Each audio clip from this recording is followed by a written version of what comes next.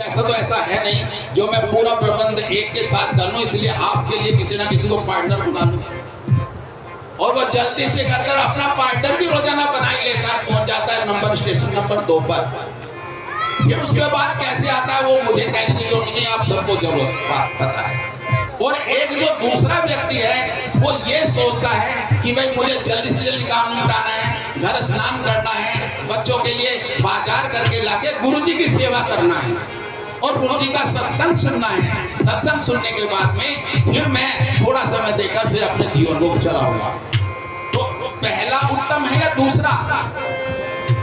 पहला उत्तम है या दूसरा? अब हमारी देखिए माताओं, आप बुरा नहीं मानना और आपके लिए भी है। हम दिन भर तो पता नहीं बैठे बैठे चबूतरे पे क्या क्या बात करते रहते हैं ना, सुबह से शाम तक थकते नहीं। और अगर उनसे कहें क्या तुमने किस सब्जेक्ट में विचार विमर्श किया, तो आपको कोई जवाब नहीं दे सकते। नहीं ऐसे ही बैठे थे, तो ऐसे ही बात कर, क्या बात कर रहे? नहीं ऐसे ही बात कर रहे थे। कोई ना तो हमारी माता शक्तियों के पास में उसका उत्तर है, ना आपके पास उत्तर है। शरीर से कार्य करता है, ज्ञानेंद्रिय कर्मेंद्रियां कार्य करती हैं, लेकिन सत्संग भजन मन से होता है। हम अगर लोई बना रही हैं रसोई में, आटा गूंद रही हैं, तो हमारा जो जीवन जो शरीर है वो किसी की पत्नी है, किसी की पुत्री है, किसी की माता है, किसी की बेटी है, यही है ना। लेकिन मन तो नहीं है, अंतरात्मा तो नहीं है। अंतरात्मा पे हम गुरुदेव को विराजमान करके आटा मरते मरते सुमरन क्यों नहीं कर सकते हैं? क्या हमारा पति मना करेगा? क्या हमारा पिता मना करेगा? क्या हमारा भाई मना करेगा? अगर वो प्रसाद बनते कड़छी चलते चलते सुमरन होता रहे, अंदर होठ हिले ना जिह्वा हिले और सब्जी बन जाए, तो गुरु समान सारसंग जो भोजन नहीं बनता, वो क्या बनता है? वो प्रसाद बन जाता है। और प्रसाद जहां जहां भी जाएगा, जिस जिस नस में जाएगा, वो आपको पॉजिटिव एनर्जी देगा, नेगेटिव एनर्जी कभी नहीं देगा। एनर्जी अगर नेगेटिव एनर्जी भी है तो प्रसाद की गरिमा उस नेगेटिव एनर्जी को खत्म कर देगी और पॉजिटिव एनर्जी को इनलार्ज कर देगी, जो आपका सुख का निधान है। यही सत्संग का ध्येय है। इसी शब्दों के साथ आपको बहुत बहुत धन्यवाद। मैं फिर कहता हूँ, अगर मेरी वाणी कहीं बुरी लगी हो तो भैया मुझे दे देना। बहुत बहुत और आपका बहुत बहुत धन्यवाद। स्वामी अमलदास जी से मैं निवेदन करता हूँ, 1 मिनट। स्वामी अमलदास जी से मैं निवेदन करता हूँ। वो कुछ प्रश्न कर रहे हैं मेरे से। अच्छा। हाँ जी। हमारे जो ज्ञानेंद्रियां हैं, अंत आकर जो उसको उसी ज्ञानेंद्रिय कर्मेंद्रिय का संग्रह ही मन है, उसी वही मन है।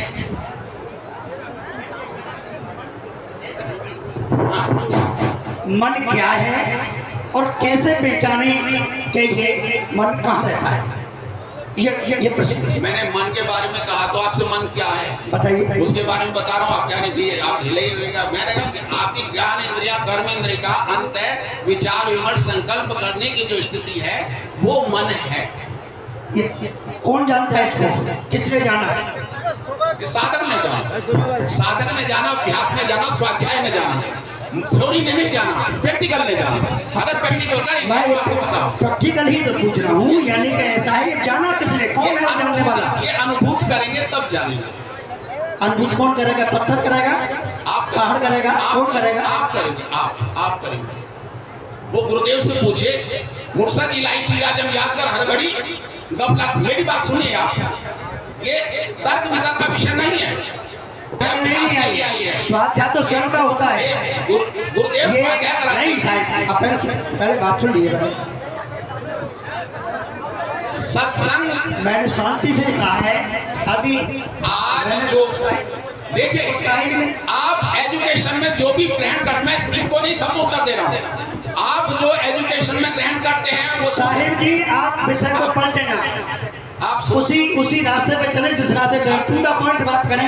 मैंने सिर्फ ये कहा है कि मन को कैसे जाने और कहाँ रहता है, ये बात मैंने कही है। और तो मैंने यही कहा कि स्वाध्याय ध्यान के द्वारा जाने, गुरु महाराज ध्यान कर बताएंगे, उससे आपको पता चलेगा कि मन कहाँ रहता है। तो मन का रूप होता है कोई, मन का रूप होता है, मन का संकल्प होता है, वही वाली मन का रूप नहीं होता, मन का संकल्प होता है। वो तामसिक अब जाने कैसे जब उसके जिसका रूप नहीं रंग नहीं कैसे जानेगा, ये तो बताओ ना, तो ऐसे जाना जाएगा। वो बाहर आके आपके कर्म के रूप में स्वयं प्रत्यक्ष हो जाएगा। ये सात्विक वृत्ति में जा रहा है, तामसिक वृत्ति में जा रहा है, या राजसिक वृत्ति में जा रहा है, ये अपने आप। अब ये तो इसका भविष्य नहीं, आप हर बार ऐसे करते हैं। मैं तो मेरे पास तो इसका साहिब नहीं, मेरे बात उसकी भी कह रहा, बात ये कह रहा हूँ कि अब ये मन को ये जितना भी है कि सब मन के ऊपर, सब मन के ऊपर का है। कबीर साहब ने बड़ा सुंदर ने कहा, मैंने 2 लाइन कही जी, मेरे व्यक्त में अगर आपको असारित वस्तु लगे तो वो मुझे दे दो। आपको मन असारित लगता मुझे दे दो। बाकी नहीं, तो लगता है ऐसा अभी मैं इसका तर्क का विषय को जो पता नहीं कुछ नहीं, ऐसे ऐसे कर रहे हैं, चटक मटक में शब्द बीज है, अरे राग रंग में नारी, अरे भाव वक्त में सारी, यही अहंकार का विषय है। नारी जो ये आप शब्द कह रहे हैं ना, बात है, ये जो शब्द कह रहे हैं कि आपको कुछ पता नहीं है, यही अहंकार का रूप है, यही तामसिक रूप है, यही तामसिक रूप है। जो आप कह रहे हैं कि इनको पता नहीं है, आपको ही पता है केवल। देखिए बहुत अच्छा जवाब दिया है महाराज जी ने, और आप भी अपने स्तर से सही प्रश्न आप जानते हैं तभी आप कुछ बोल रहे हैं, लेकिन दोनों तरफ से मधुर भाषिता में बात जब होती है तो कितनी सुंदर लगती है। आप हमारे हैं और आप हमारे हैं, आप भक्त हैं तभी आप स्वामी हैं, और तब आप स्वामी हैं तभी हम भक्त हैं।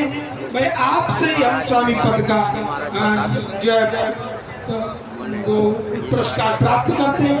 आप न होंगे तो हम कहाँ से होंगे, इसलिए आप हमारे हैं, और आपके द्वारा कोई शब्द भी होगा वो भी हमारा आदरणीय है, कोई बात नहीं। मैं